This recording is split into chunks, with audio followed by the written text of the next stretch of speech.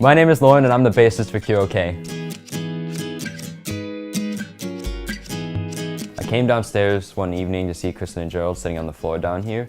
Gerald was strumming on Kristen's guitar and Kristen was singing. And they said, "Oh, Loren, we're writing a song, we could use your help here." So I came over and my brother was like, "I have an idea.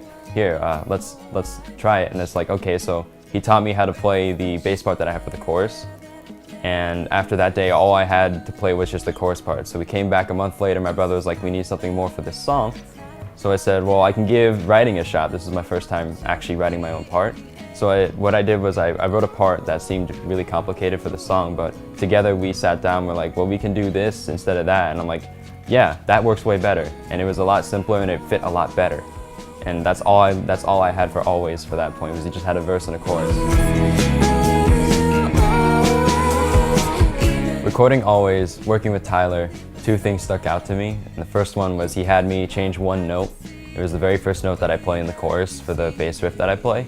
And I remember that you'd think that one note wasn't a big deal, and it really wasn't for me, but after I did the change and after we went through with it, I noticed how important that is. The verse went from, like, well, I don't know, just from having the verse into the chorus, the song, you could clearly tell there was a good transition there because it really uplifted the song.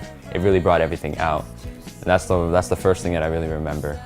The second thing, when I went in to record the actual part, I remember normally when I'm recording with anything, I go in, I play my part all the way through the song, and then he says, "All right, you're good, you can go sit down, you can go relax." And I remember when I finished, he's like, "We're gonna have to do that again."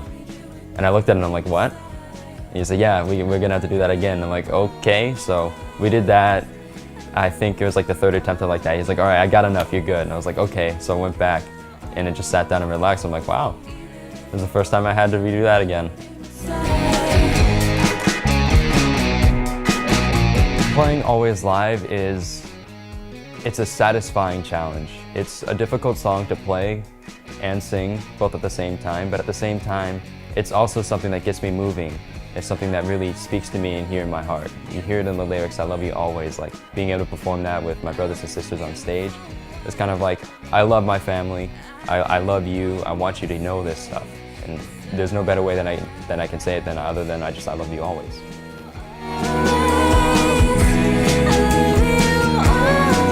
What I like about Always is that it's a nod to the past for me. There's something about the tone of the guitar, the rhythm we play during the bridge. It feels like it's a song that's out of one of those tribute videos to the 70s or the 80s. It fits that more genre of rock compared to what you would hear today. It's a blast in the past and always reminds us where we came from when it comes to music. So that was Always. You can check it out on our debut EP, Episode 1, on any of your favorite music platforms. All right, GG, well played, boys.